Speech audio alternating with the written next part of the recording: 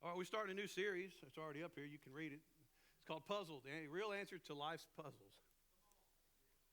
Relationship series, but we're not talking about husbands and wives and stuff like that. We're going to talk about this. First thing we'll talk about this morning is how do I deal with the people that I'm in authority over? Because, we have to operate. Everyone at some point in their life is over someone. They're in authority over someone, and everybody at some point in their life is in authority underneath someone. And those are very difficult and tricky situations. I came to this sermon series because I was riding down the road talking to my wife, a couple, 3 months ago. And we were talking about the difficulty she's had in her work life sometimes, being able to balance how do I operate in the authority I have over someone at work, but still make sure I'm showing Jesus. And so what this entire series is going to be is about how do I navigate difficult circumstances, difficult situations, and still maintain my testimony. Because the last thing we want to do is alienate people. But you still have to be able to hold situations accountable to the people who are underneath you because you're responsible by God to do so. So that's a challenging walk. So what we're going to do, we're going to look at 4 keys to proper leadership in the use of authority. We'll define authority really quick out of the dictionary. Authority is the power or right to give orders, make decisions, and enforce obedience. And the other definition of that, and I love this one, is the power to influence others. See, God-given authority is given to us in order to be able to be influential. Not in order to put our thumb on people, but in order to influence them for growth in their own life. If God sees fit to put you in a position of authority, whether it's at work, whether it's in a church setting, whether it's in a ministry setting, it's because He trusts you to be influential to the people that He has put you over. So let's dive into these 4 keys. We're not going to be here a long, long time. Y'all all know we're eating. Jesus didn't preach to hungry people. And I don't have 5 loaves and 2 fishes, and if I did, I don't think I could break them. I think I'd probably just eat the fish. Depends on what kind of fish it is. I've lived here my whole life. I'm picky about my fish, man. All right. 4 keys to proper leadership and use of authority. Philippians chapter 2, verse 2 and 3. I'm sorry, chapter 2, verse 3. Never mind. I got it wrong on my deal here. Do nothing from selfishness or empty conceit. The Amplified says, through factional motives or strife, but with an attitude of humility, being neither arrogant nor self-righteous, regard others as more important than yourselves.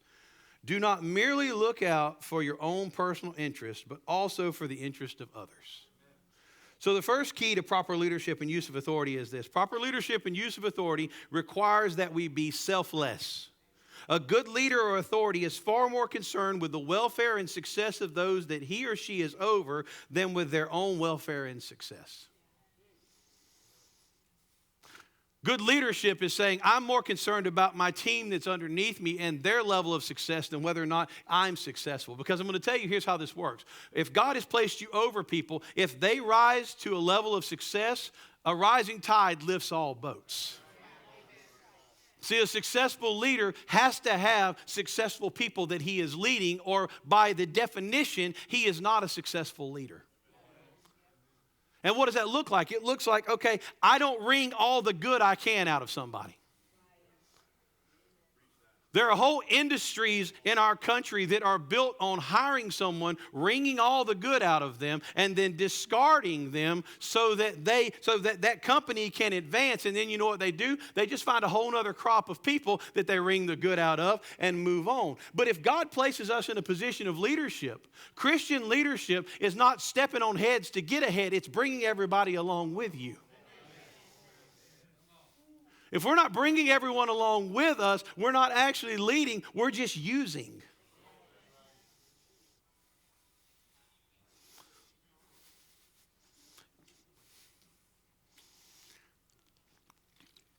If we're not leading people, we're using people.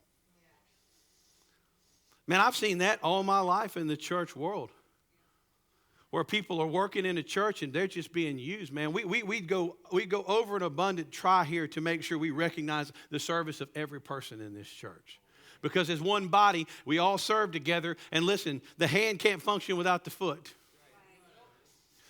Well, whatever team you may lead at your job or in your home, listen, I'm going to tell you something. Every person, the men in this house who are supposed to be leading your home, if your home does not feel valued, then you're not leading, you are using. At work, if your team does not feel valued, you're not leading, you're just using.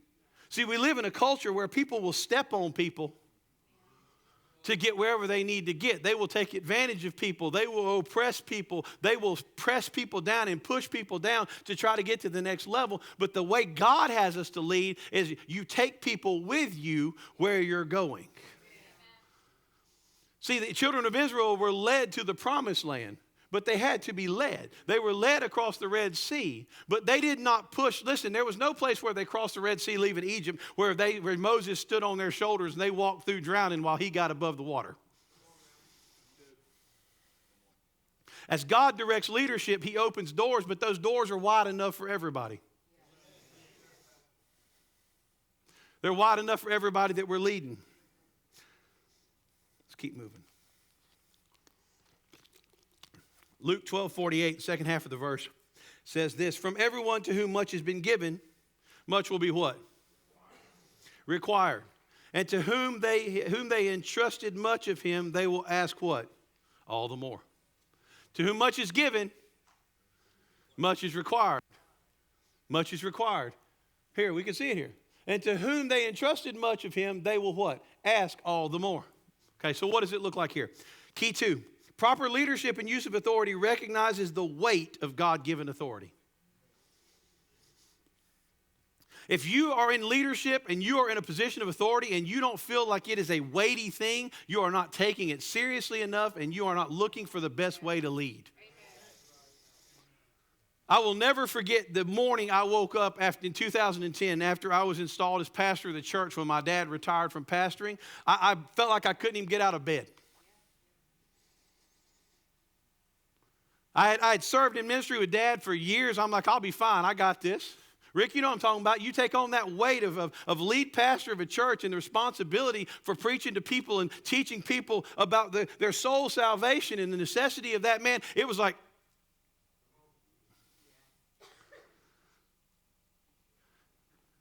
and you can rest assured there is not a single thing that we ever do at this church that I don't spend hours in prayer and prayerful consideration listening for the voice of God, because here's the deal. No matter what we may be going to do, I'm not worried about how you guys look at me. In the end, I'm worrying about how God looks at me, because I have a responsibility to carry that weight well.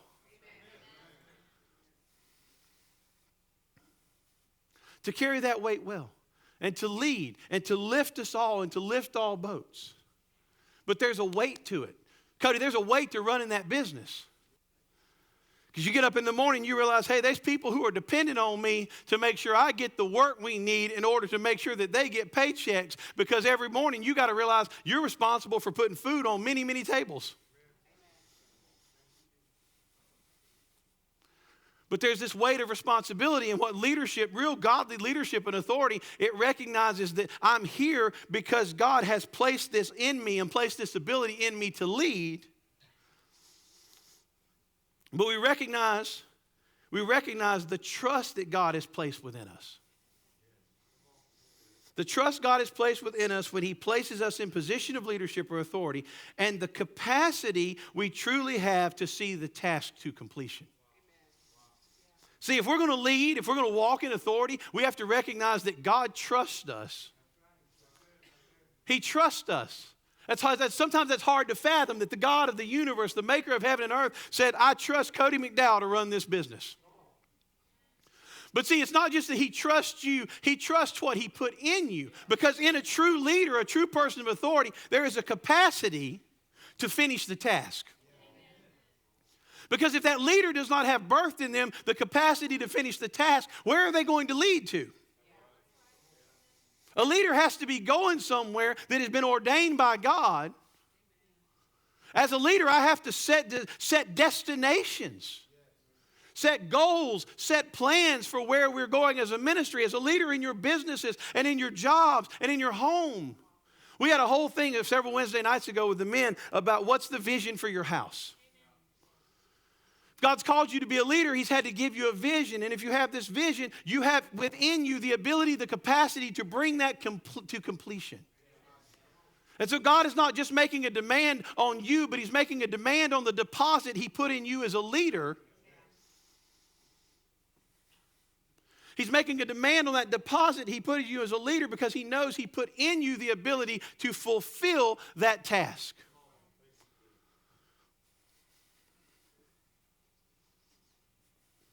And He trusts you. But we have to not take that trust for granted. Can't take that trust for granted. We have to understand the weight of that. Let's look at number 3. Psalm 78, 70 through 72. Verse 70, He also chose David his servant and took him from the sheepfolds. From tending the ewes and nursing young, He brought him to shepherd Jacob his people and Israel his inheritance. So David shepherded them according to the integrity of his heart and guided them with his skillful hands. So what does that have to do with what you're talking about right here? Proper leadership and authority understands that we are learning things in the season that we are in to prepare us for the season we are moving towards. See, David learned how to be a king by learning how to be a shepherd. You're never going to be a king until you're a shepherd. He knew how to tend lambs, so it gave him a unique understanding on how to tend people. So the season of leadership that you find yourself in, it may be a minor season of leadership. You may not be leading hardly anybody, but you are supposed to be in that moment learning the tools necessary. See, if you're ever going to be a business that has 10 crews, you got to learn how to be a man who can lead one crew. If you can't learn how to properly lead one crew, there's no point where you're going to be a man who leads 10 crews, because you got to be in that season of leading the one crew. So if you're a supervisor at work over 10 people, if you don't learn how to tend to the 10, you can't ever supervise 100. But sometimes we get in these places where we get stuck in the idea that here we are, I'm in this is what I'm doing, this is what I'm going to be doing, and there's nothing for me to learn because I know how to do this. See, if you're in a position in your job and you have decided, I know exactly how to do this, God can't take you to another stage because He has something He's got to teach you in that season and in that moment so He can take you to the next position of authority and leadership. So David learned that on a hillside. That's where they had to go get him when it was time to anoint him as king. When the prophet Samuel said, Jesse, do you have any more kids? Well, we got the youngest one. But he's out there doing what? Tending sheep. Well, Samuel said, well, you better go get him. Because we can't do nothing else till at least he gets here. He walked in the door and Samuel said, that's him.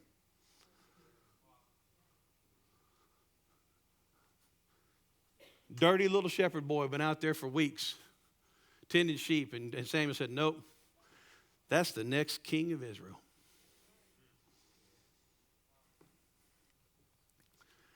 And you know what he did whenever they finished anointing him? He went right back out to tending sheep. Because see, there's going to be times in your life where God begins to show you that next step. But until He promotes you to that next step, you have to stay faithful in the step He has you in.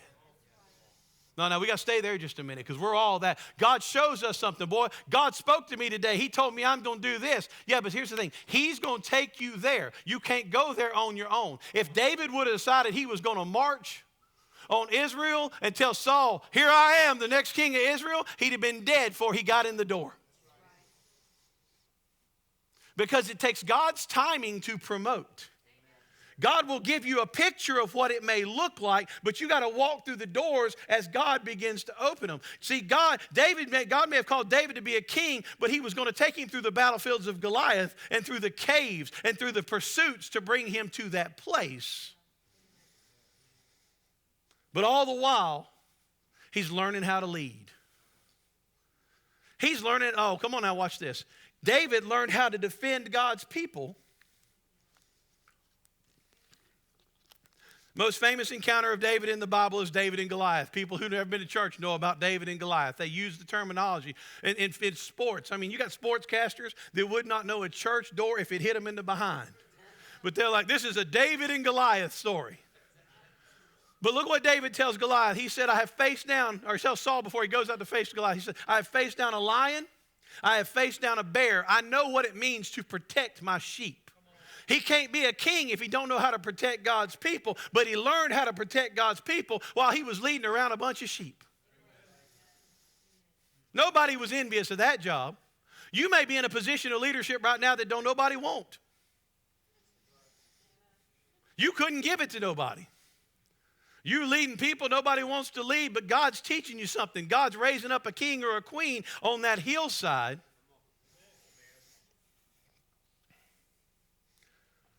So he can take you to the next phase, take you to the next stage. Because properly handled authority and leadership will lead to greater positions of authority and more leadership opportunities. Matthew 25:23 says this, you have been faithful over few things. I will make you ruler over many.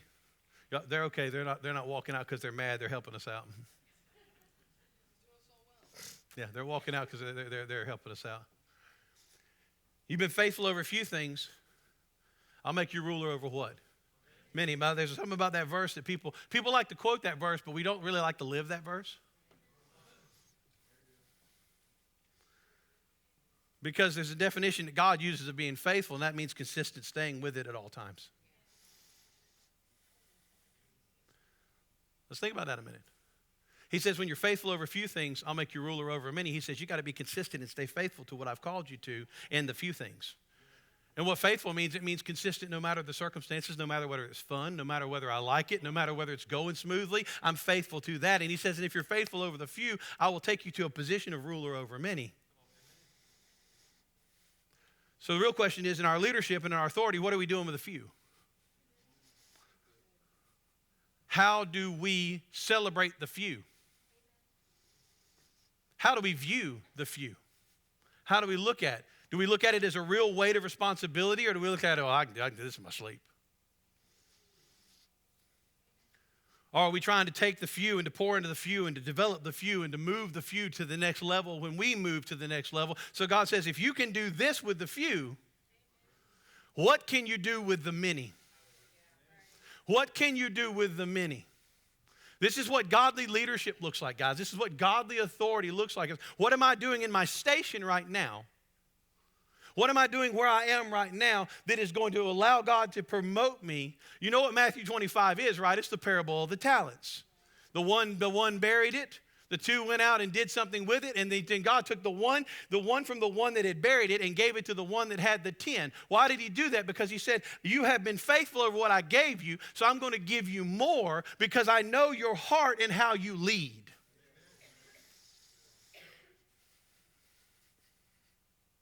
It's amazing how if you look around, you see successful leaders just become more successful.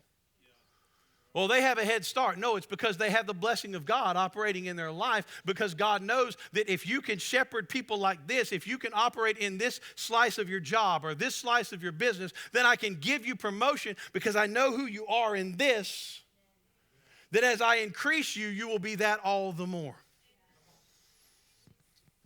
But if I can't manage the 5 people I'm over, why would God put me over 50?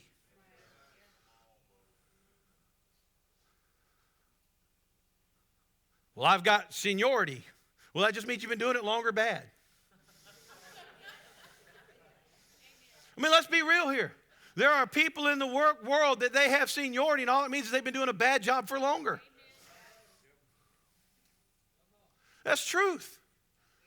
So why would God, who promotes, put us in a position where he's going to move us to an elevated place, a place of greater leadership, a place of greater authority, if we have mismanaged where he has placed us? If as a pastor, if I can't love and lead people where I am, why would God send more?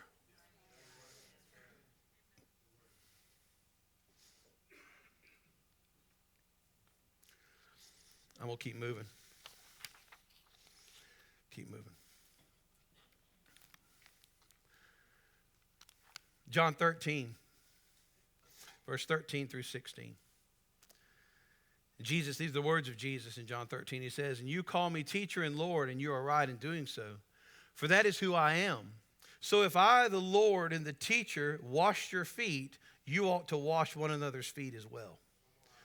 For I gave you this as an example so that you should do in turn as I did to you. I assure you and most solemnly say to you, a slave is not greater than his master, nor is the one who is sent greater than the one who sent him. Proper leadership and authority and use of authority chooses to serve instead of being served."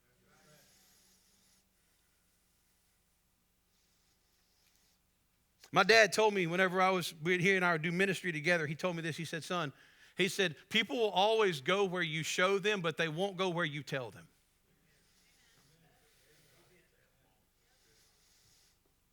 That's why, listen, if we have a work day at this church, I promise you I will be here. I will be sweaty. I mean, I sweat doing about anything, but I'll be here working and I'll be sweaty. You know why? Because I can't ask people to show up and work if I'm unwilling to work. Listen, let me tell you something. I have no problem asking anyone in this church to do any job that needs to be done in this church, because there is not one single job, including have to watch a nursery, that I have not done in the church. When the church was really young, I was the chief cook, bottle washer, toilet cleaner. And I did all of it for no paycheck. So I can tell you this, I will never ask anyone, listen, if you want to talk about stacking chairs, I have stacked more chairs than anybody you know. I'm a pastor's kid. I've carried more folding tables than anybody you know. The church my dad built in Navarre, we built the boxes that they used to pour the concrete under our carport. I have spent more Saturdays of my life running around a church that was being worked on since I was this tall. If there has been a work day at a church I have been a part of, I have been at it since I was 5 years old. So I can tell you this, I will never ask anyone to do something I have not done. And I'll be there doing it with you. Because I can't say I'm leading people if I'm not going with them. You can't lead people if you just tell them, hey, go over there. That's not leadership. That's directorship.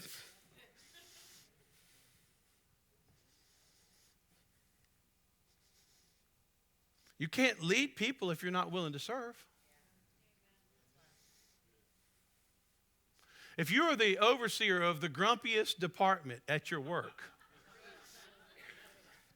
it's your fault. There's a line in a movie that I love called Remember the Titans. And it says attitude. Y'all remember the line? Attitude reflects leadership.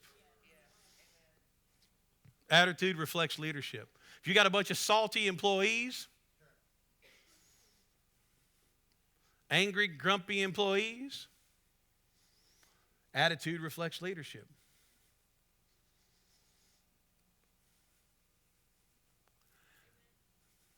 I appreciate the one amen. I'll hold on to that one. I'll hold on to that one. I'll hold on to the amen of that truth. We are called to be serving sons and daughters. Listen to this. We serve and honor God when we serve those whom God has placed us over. So I just want to serve God. You know how you serve God? Serve people. That's how you serve God. You serve people. I've not found any way where you can go and you can take God a meal.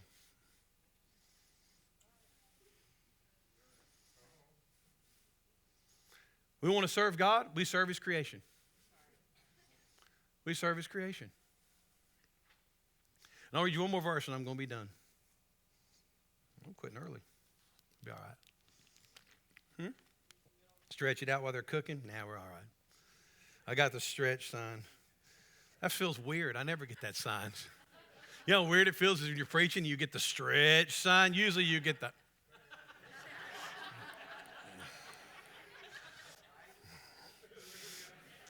You get all kind of signs. You rarely get the... It's really uncommon to get that one. Stretch. Pull it out. Come on, stretch it out.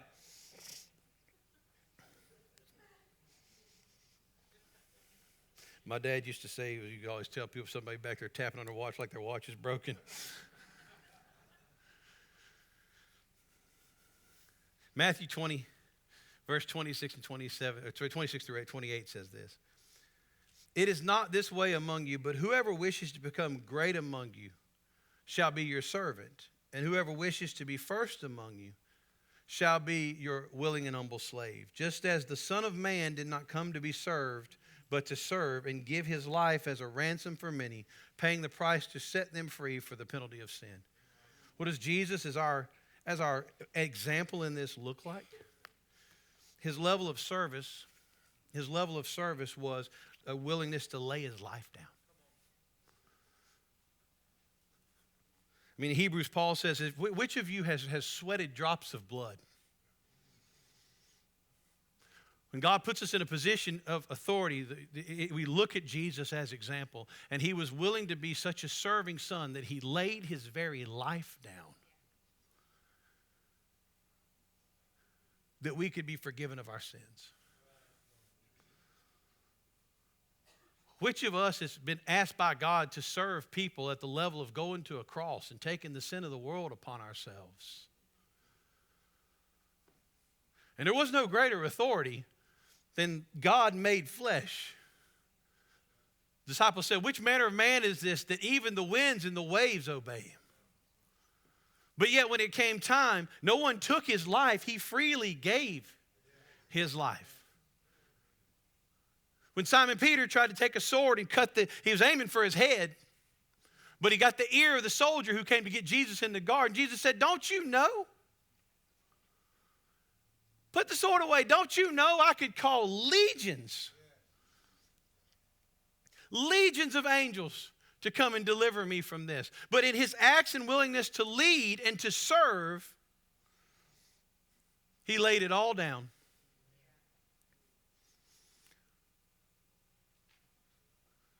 For the souls of man.